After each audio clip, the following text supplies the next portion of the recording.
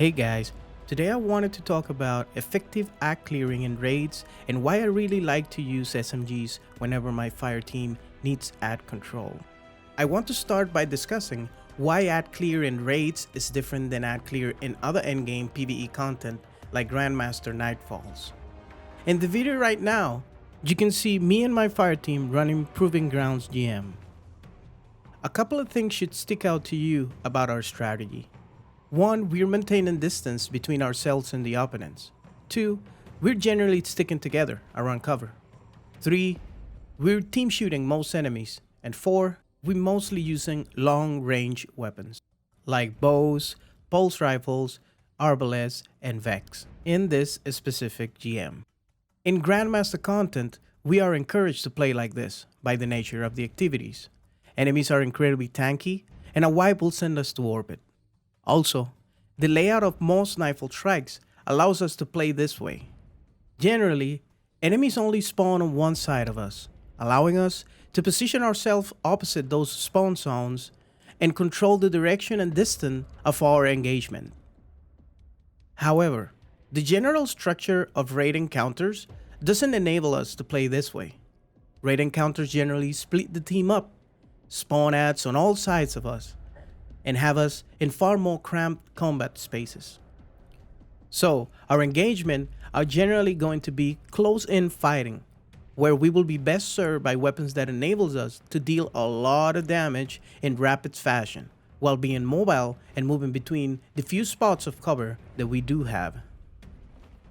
I am a huge fan of SMGs for this role. They fit the profile of the weapon we want perfectly. The rapid rate of fire and decent damage output can enable us to dish out large amounts of damage across groups of opponents. Their high handling, low shooting while moving penalty, and generally high hip fire accuracy make them perfectly suited for the sort of close-in combat required by ad clear scenarios in raids. Another thing I really like about them is their relative forgiveness. Unlike hand cannons and other popular ad clear option, SMGs are not totally reliant on crits. For example, my Akelos SMG kills an average Volta Glass red bar in 8 shots, even if I don't hit a single crit. And if I hit all crits, it's generally a 6-shot kill. So though missing crits is going to take me to the bottom of the magazine faster, it's not going to radically change my time to kill. Hand cannons, on the other hand, are going to do more damage per shot, and often one tap to the head or crit. However, missing that crit effectively doubles your time to kill. Now, I got a couple of SMGs I really like to use in high-end PvE content. My personal favorite is the Akelos SMG. It's got several things going for it. First, its frame, 750s. Hit the same shots per kill in a raid as higher damaging 600s. 8 with no crits, and 6 with all crits. But their high rate of fire means I'm getting those 6 or 8 shots a lot faster. It's got a great stat package, and even though Bungie is bringing its bait stat more in line with other 750s, the increase in zoom stat should actually make it feel more consistent and push its damage fall off out a little bit. Secondly, it has a great selection of perks. Its final column has some excellent lethally options in Whirlpool, Surrounded, and Disruption Break, which are combined with excellent consistency perks. And its third, Threat Detector, Subsistence, Grave Robber, and Pulse Monitor are all excellent ways to avoid lengthy reloads in high-end content, and Dynamic Sway can help us hit shots. Finally, it spawns Warmind cells, which, if you watch my last video, you know I love the build crafting potential of. Okay, so sticking with 750s, I highly recommend the Extraordinary Rendition in the kinetic slot. It'll be going away with Witch Queen, so I highly recommend focusing it via Umbral Engrams while you still can. Look for a similar perk combo as Akelos, with something like One for All or Frenzy in the final column, though Rampage is okay, and Subsistence and Overflow in the third.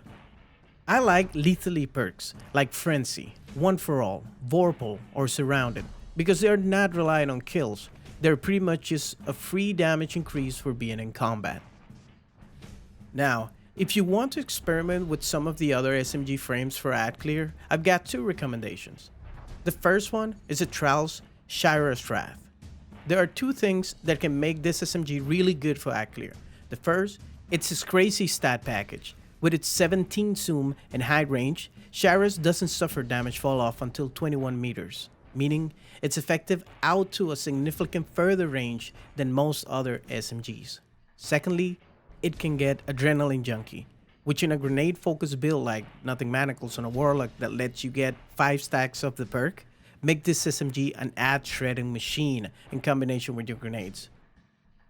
To me, 600 just don't do it in PvE, but that one specific role is pretty good because of his crazy stats and Adrenaline Junkie. I like 900s a little bit more. They take a lot of shots to kill, but have pretty big magazine sizes, and remind me of Recluse. I like the other. With something like Freedom Frenzy and Dragonfly, Dragonfly is going to reduce the shots needed to get kills after the initial AoE explosion, making this one feel a little bit better than some of the other guns in its frame. If you don't have a SMG you really like right now and don't feel like farming, we already know which queen is going to have some good options. We know that the 600 RPM Stasis SMG Forensic Nightmare will be craftable in Witch Queen.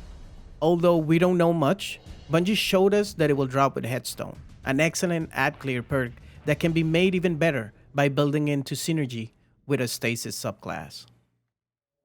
Well guys, thanks for watching today. Let me know in the comments if you've been using a SMG for ad clear that you're enjoying, and as always, good luck with your endeavors.